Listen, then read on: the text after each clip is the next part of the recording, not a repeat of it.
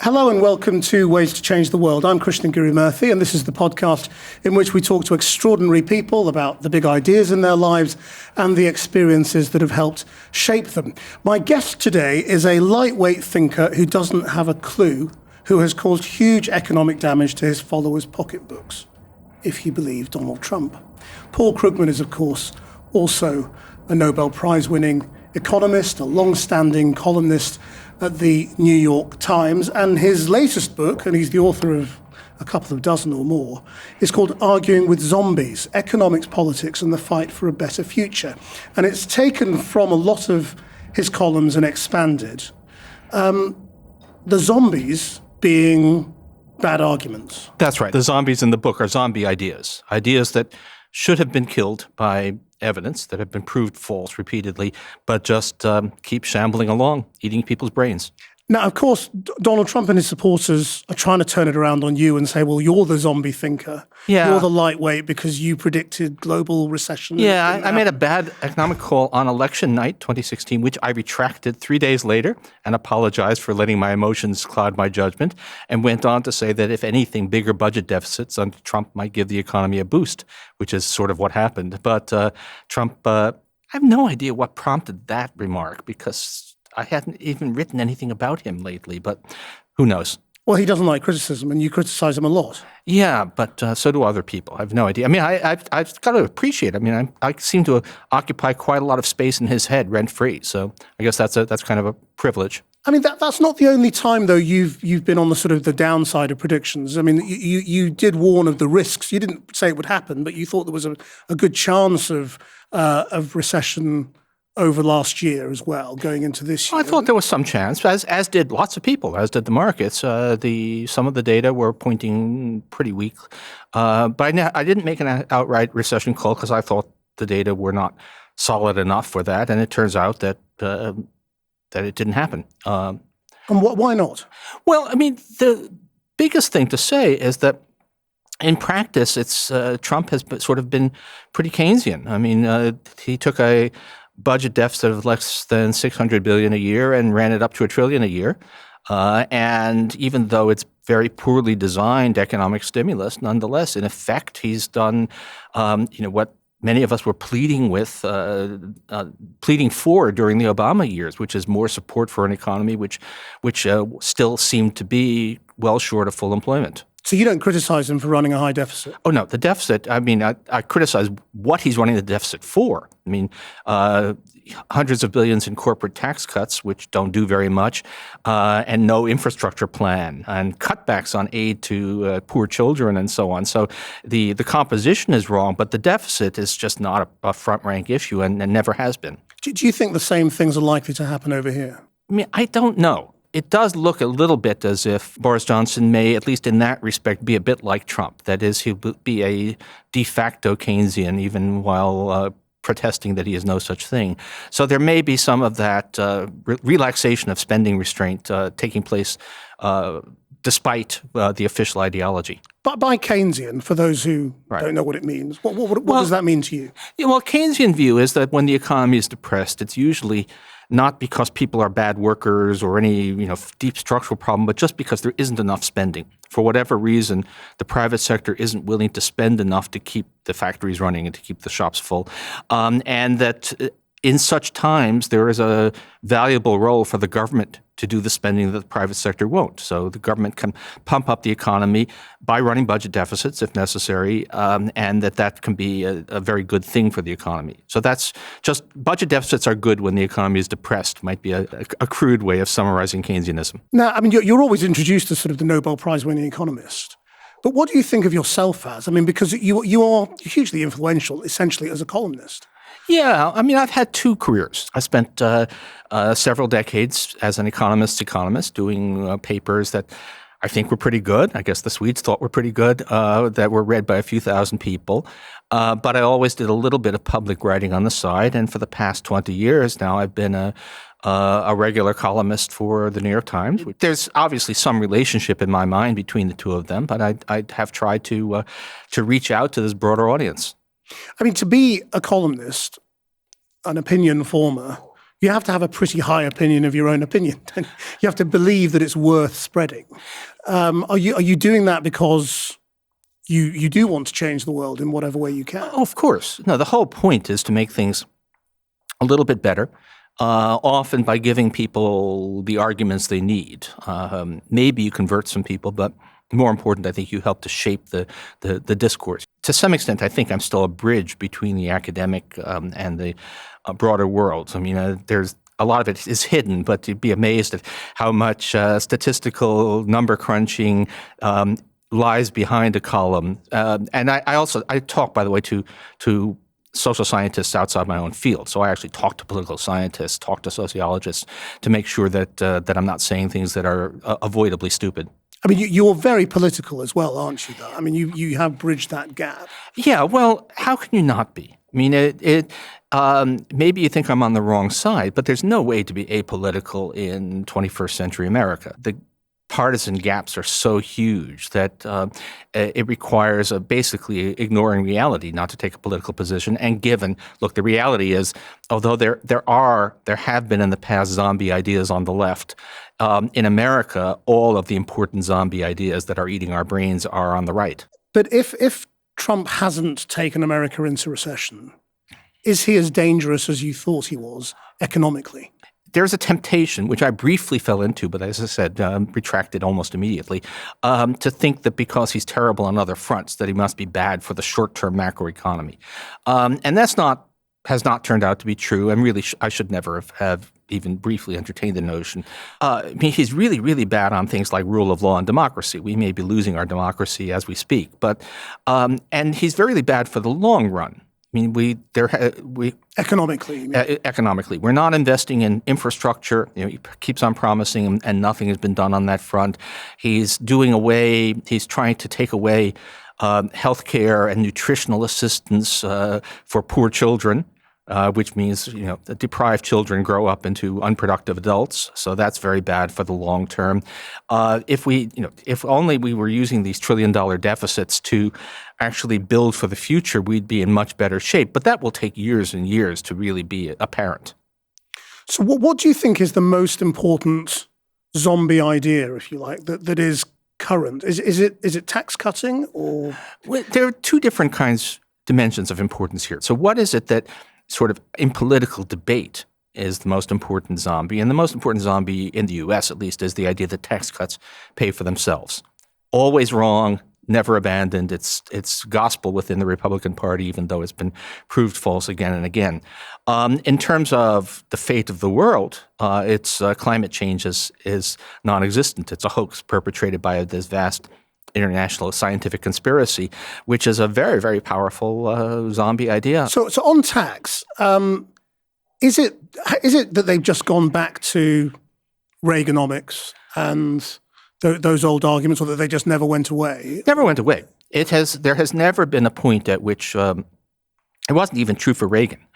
We had a big tax cut in 2017 in the U.S., and you had even allegedly moderate Republicans, but there aren't any really, but Republicans who pretend to be a little bit more moderate, saying, well, I'm convinced that this tax cut will actually increase revenue.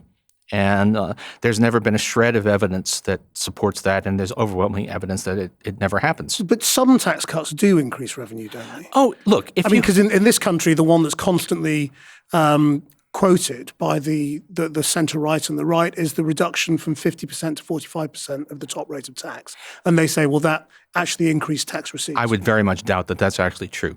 One of the things that is always a problem here is that tax receipts tend to grow over time because of inflation and growth in the economy. But I would be really surprised because we have a lot of estimates of the revenue maximizing tax rate that all say that it's actually between 70 and 80%. So I would be very, very surprised if a careful examination of the numbers supported that claim, even for the UK. Because to a non-economist, the idea of giving people more of their own money back, or letting them keep more of their own money so that they can spend that in the economy and that money be recycled, seems quite seductive. Why is it wrong? Well, that's a Keynesian view, right? If you think that the problem is that people are not spending enough, then you want something that leads to more spending. But why cutting taxes on rich people is one of the most inefficient ways of doing that. And then more broadly, in times when you're not trying to support a depressed economy, the government, we value the things that government does. Which is better, cut taxes on high-income people or provide the NHS with adequate funding? And I would have said, if I were living here, that much more important to fully fund the NHS. And in the United States, if we're going to have a budget announced in the United States tomorrow, and we already know that it's going to include massive cuts in Medicaid, which is health care for lower-income Americans, all of which is to offset the revenue lost because of a tax cut for corporations. That's not a good trade-off to be making. There are lots of similarities, I think, between the Democratic Party and the Labour Party in Britain. They're not at the same stage in the cycle, but I mean, certainly what we're seeing in America is people being much more confident about saying, I'm a socialist, I'm on the left. Yeah. And you're worried about that, aren't you? Yeah. I mean, one of the things I do write about in Arguing with Zombies. Not because you're not sort of on the left, but because people are saying it. I'm a social democrat. That is, I favor a strong welfare state, a mostly market economy, though with government role where appropriate. And so, in fact, is Bernie Sanders. He's not a socialist. He's not. That's in the United States, we have this long-standing thing where anytime you propose anything that might reduce the amount of misery in the country, whether it be health care for senior citizens or food stamps for children, the right wing says that's socialism. And part of what we try to do is say, no, that's not. That's just being, reasonable, modern, civilized country. And then you have a few people like Bernie Sanders who are in fact not socialists, who've proudly embraced the label, which you can sort of understand. If anything good is socialism, then, well, yes, I'm a socialist, but I think it's probably bad electoral strategy. Why? Well, because there are some people who think that, who will say that, well, if he's a socialist, that must mean he wants to turn America into Venezuela. Whereas, in fact, he just wants America to be a bit more like Denmark. Why play into this stereotype, this abusive term? And if Bernie Sanders is the Democratic nominee, I'm going to be in the slightly awkward position of saying, well, he says he's a socialist, but he really isn't. And in fact, I'm not at all worried about the policies that Bernie Sanders would implement if he becomes president. I think they would. What he would actually be able to do is less than he promises. And in any case, it will be quite good things for America, but he himself is kind of, for whatever reason, stoking the right-wing disinformation campaign. So what is the definition of socialism for you? Is it state ownership? Yeah. Certainly, if socialism means anything, it means state ownership of the means of production. And by that standard, there are no socialists in America. Do you think the Labour Party manifesto was a socialist manifesto? Not because that really. did have some nationalisation. Yeah, but there are some things that should be nationalized. I mean, so I think the Labour Party manifesto was further left probably than I would want to go. But on the other hand, the UK has privatized some things that really should not have been privatized. Passenger rail. The United States doesn't have privatized passenger rail, and the UK does, and that was a big mistake.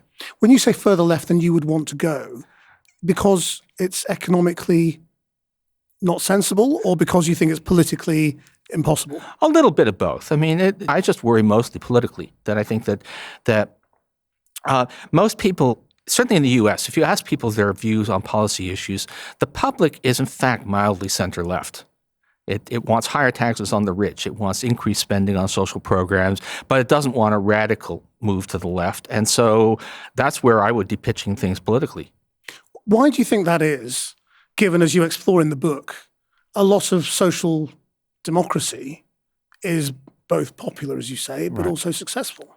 Oh, you mean why do so many people? Why does the right succeed politically when what people want? If you ask them about the issues, and the answer is it's primarily distraction and disinformation. And in the United States, overwhelmingly, it's race.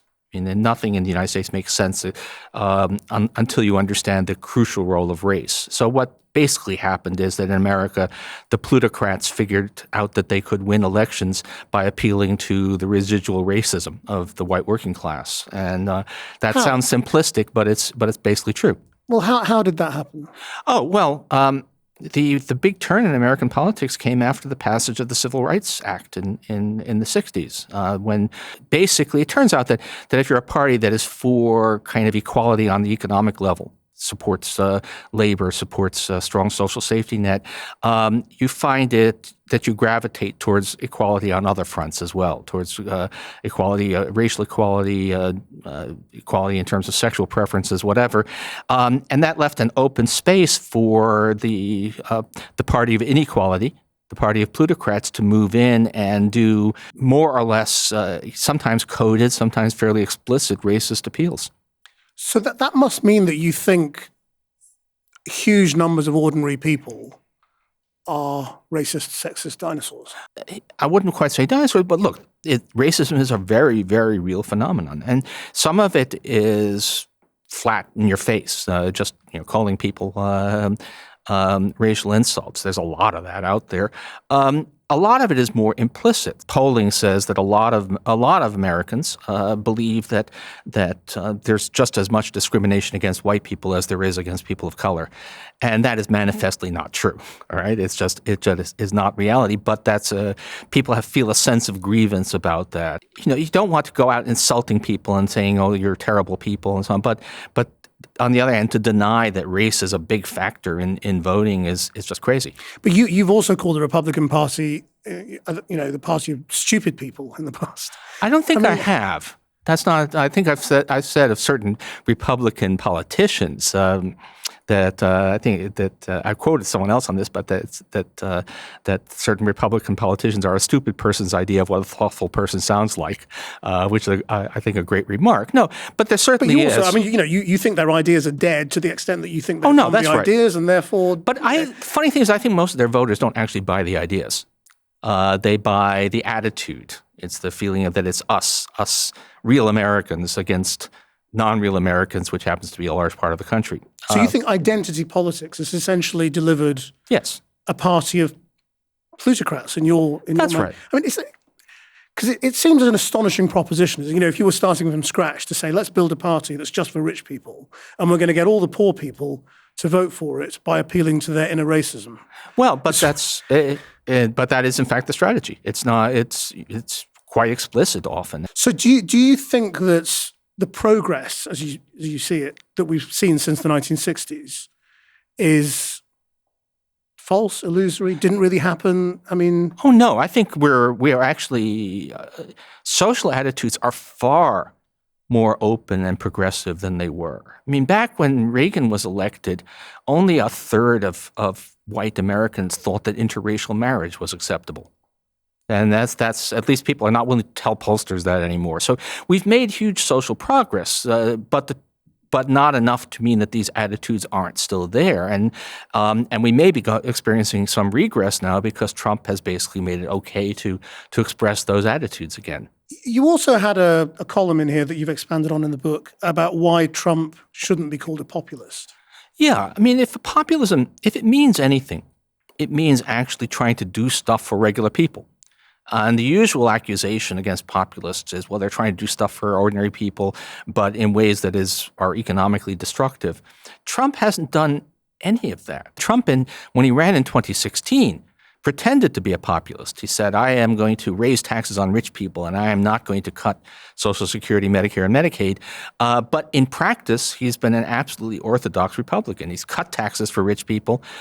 He's trying to cut the social safety net programs. There's nothing in his agenda that does working Americans any good at all. It's all aimed at the top.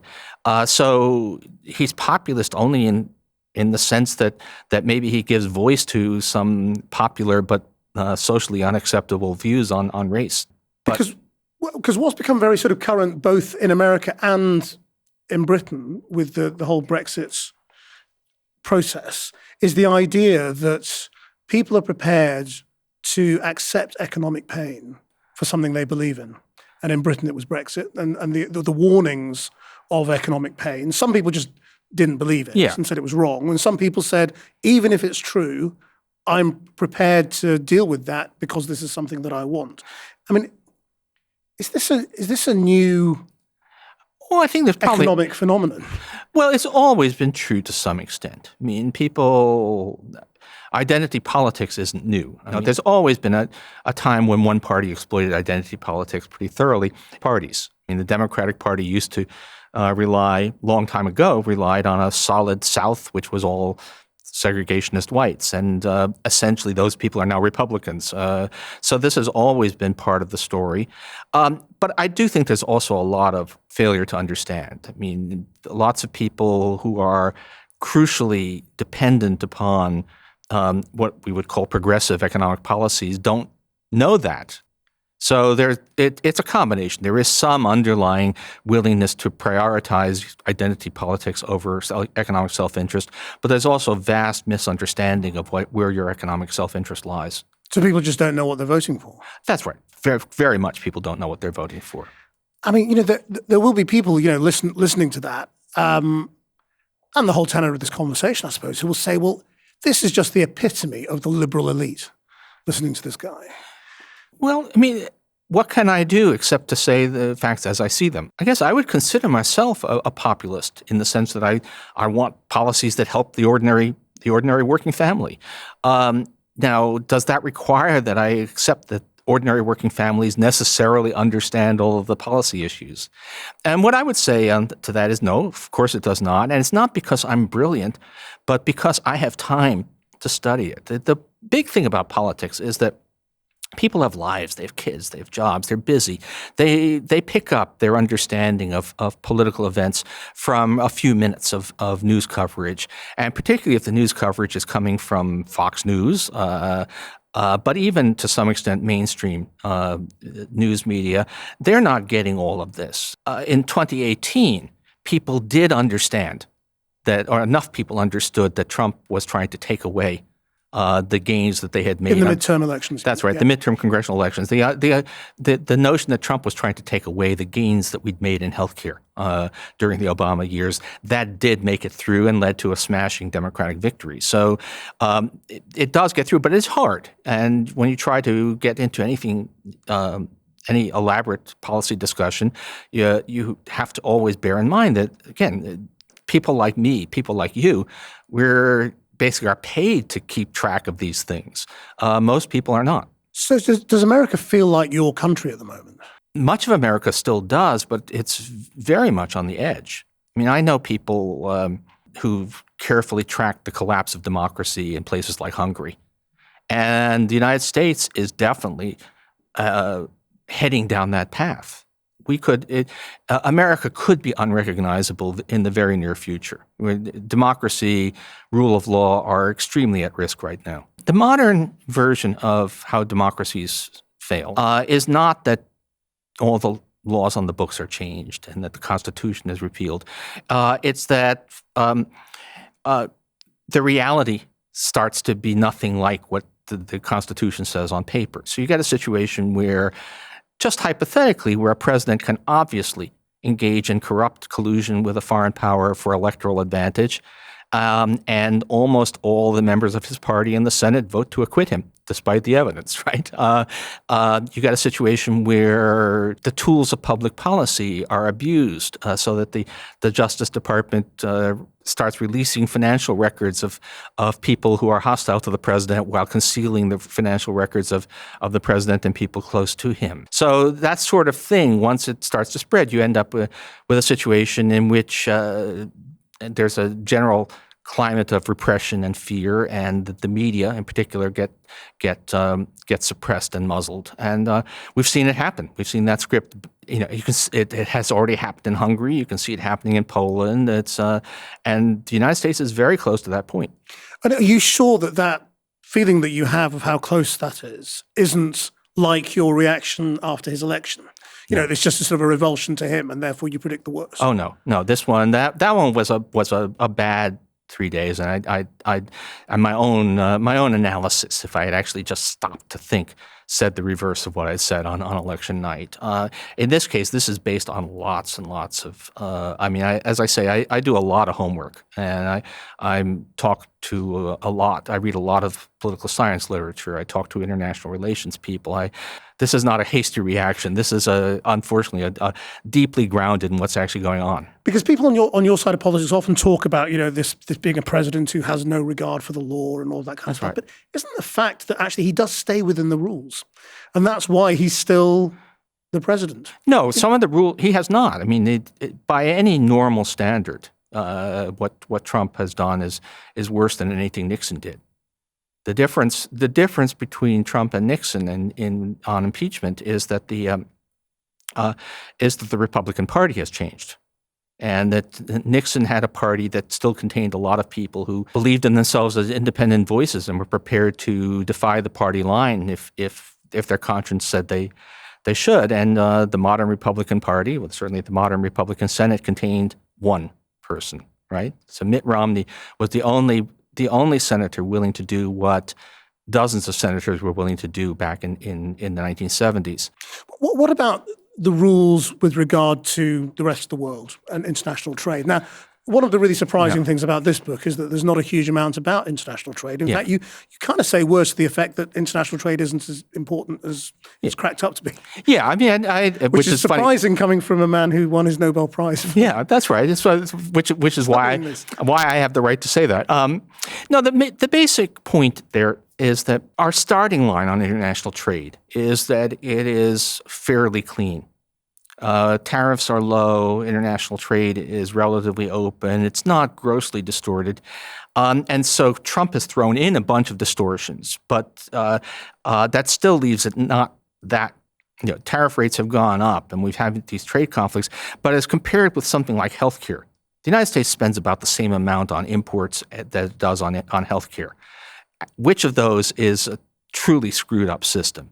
And the answer is healthcare, much more than trade. So as a policy issue, what we do on healthcare is much more important than what we do on trade. What about for British people listening to this right now as we enter a post-Brexit period and possibly, a pretty simple trade deal with the European Union that starts to see the reintroduction of trade barriers?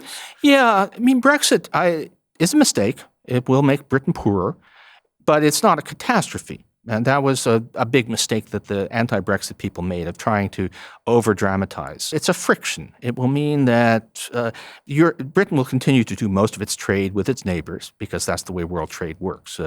It's always distance is a huge factor. So anyone thinking that some deal with the United States can make up for Brexit is delusional.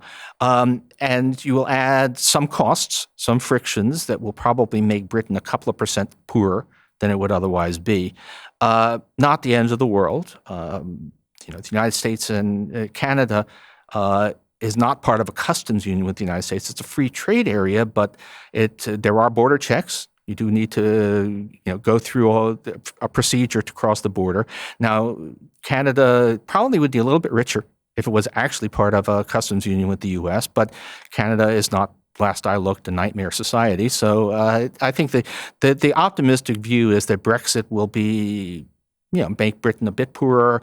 Certainly, it's a bad sign. I mean, the European project as a whole, which historically has been such a good thing, is kind of running aground, and Brexit is part of it. But it's not the end of the world.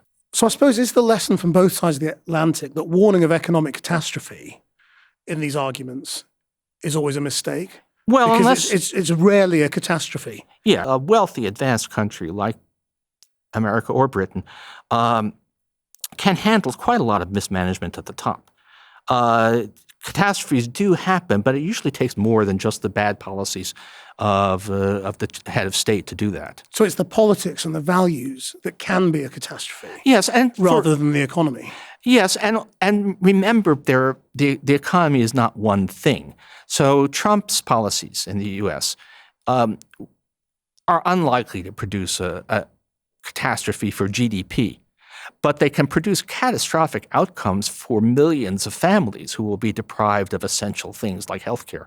So there will be many small catastrophes, but one big one, I do worry if something else happens, if there's a major shock, then it's not clear that there's anybody in the Trump administration who has a clue about how to respond. I mean, we were very lucky in 2008 that we had smart people running all of the world's major economies, and it's not clear that we'll have that kind of luck next time.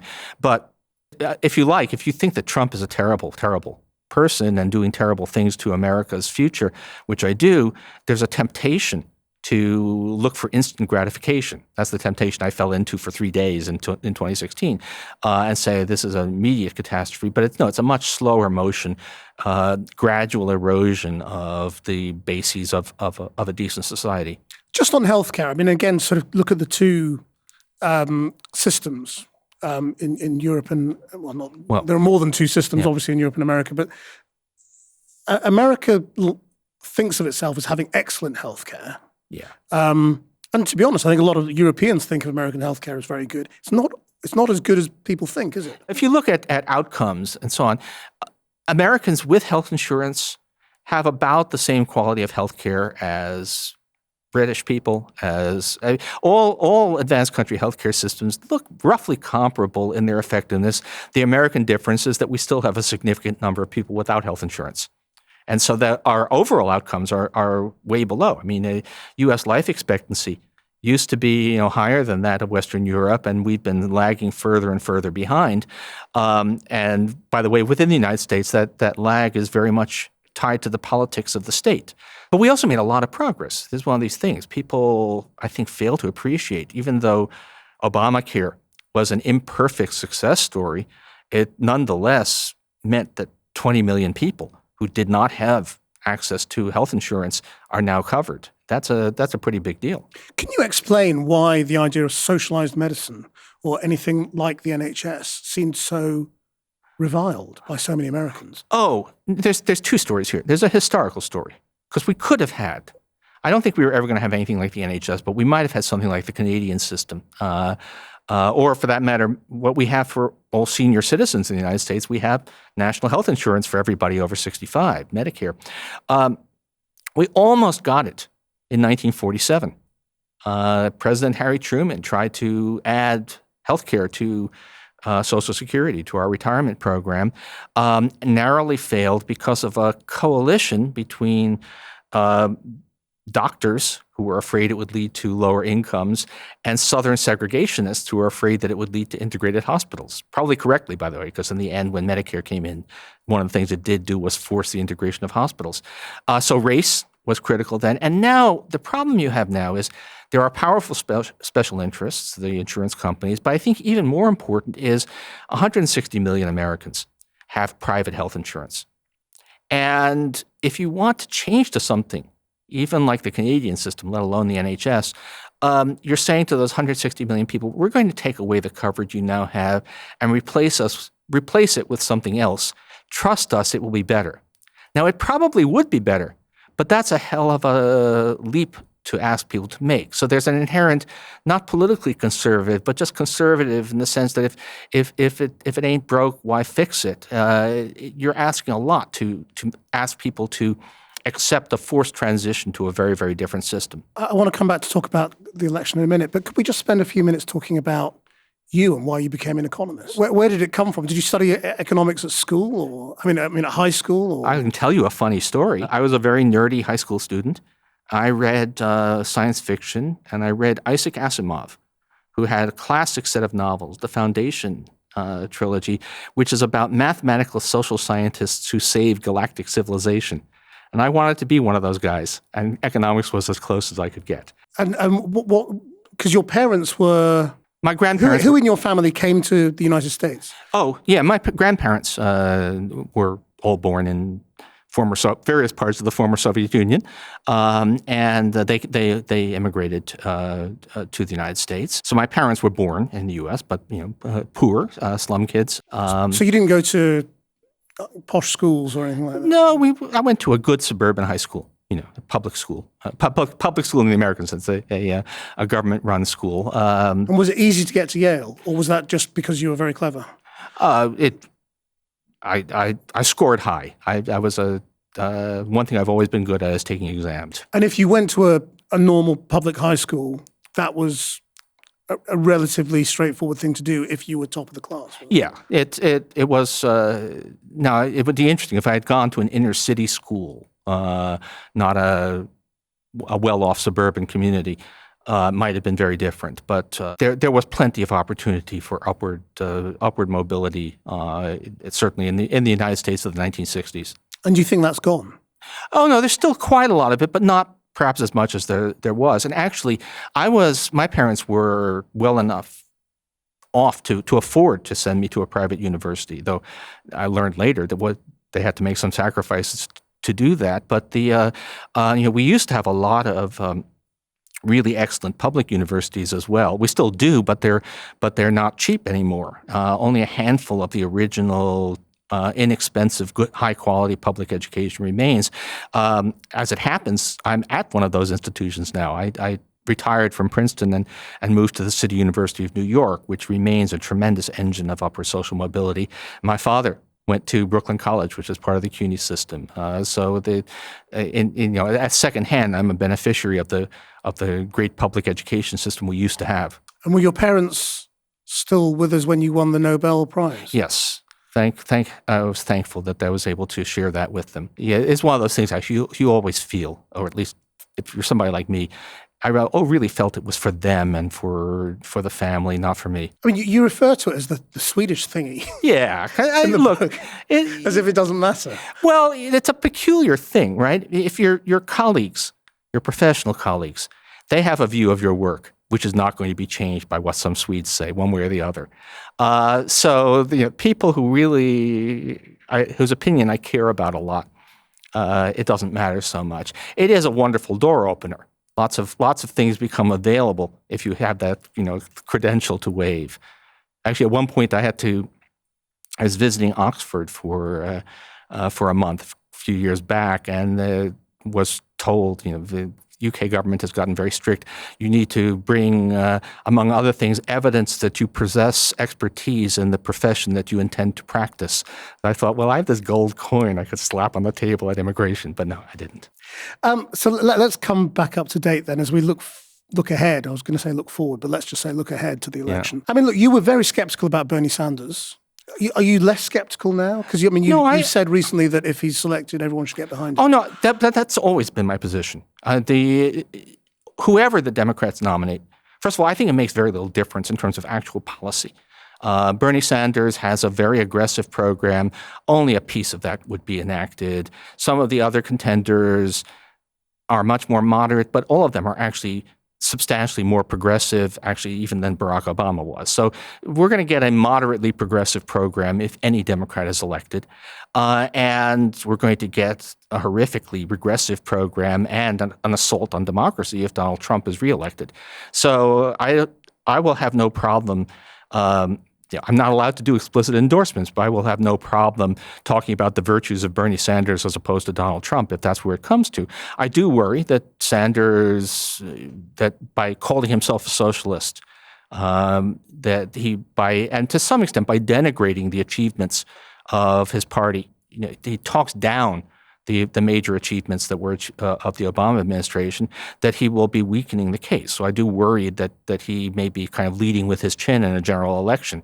But I have no problem with Sanders. If Bernie Sanders is inaugurated next year, I will be very relieved. Do you think he should learn a lesson from Jeremy Corbyn? Yes, I would hope so. I think that. And what do you think the lesson is? The lesson was that you need to be a unifying candidate for your party, and you need to try to make it clear that it's the other guy who is the radical, the other guy who's threatening the foundations of society, not you. If I thought Bernie Sanders' program was achievable, for the most part, I support it. I would take single-payer health care in a second if I thought it could be done.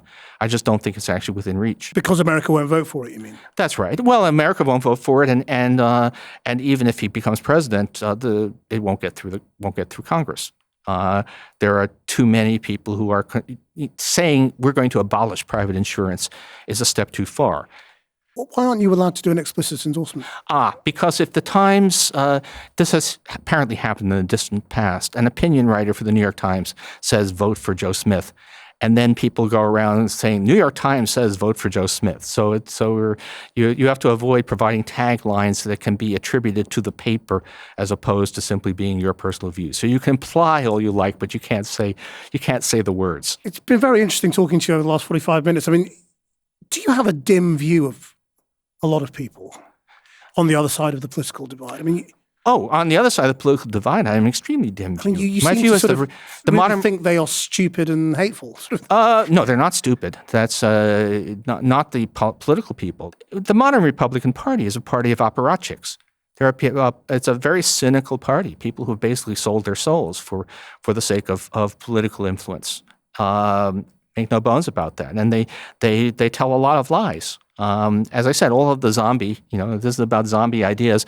All of the important zombies in American life are zombies that are coming from the right and have the backing of the Republican Party. So there's no symmetry between the parties. Individual people, there are perfectly nice people who consider themselves Republicans. For the most part, I think they don't really understand the nature of the party they're supporting. Do you have any Republican friends? Yeah, a few. Although I have to say several of them have now said, I no longer consider myself a Republican. So I think basically it's possible to be a nice person and a Republican, but only if you're a little bit oblivious. And do you think Donald Trump's going to win? I don't know. I really don't know. I mean, he has a lot of things going for him. This deficit-fueled economy is pretty strong. The Democrats are squabbling. On the other hand, he's remarkably unpopular given the state of the economy. And my hope, I guess, is that the 2020 election will be like the 2018 midterms. That what will happen is that a lot of people, in particular suburban women, will say, oh, no, not this guy. But anything can happen. If you could wave a magic wand and change the world, what would you do? Boy. I mean, his question is, how powerful is that magic wand? But no, I mean, if I would like to see the world's wealthy countries all become kind of, I know somebody used to talk about slightly imaginary Sweden. Let me call it slightly imaginary Denmark. Support a strong social safety net, empowered workers, and aggressive action to protect the planet against climate change. So there are societies, political countries that move most in that direction. So if I could only make that happen and make all of these sort of atavistic reactions go away and disempower the evil plutocrats who are a real force in the world, I would do that.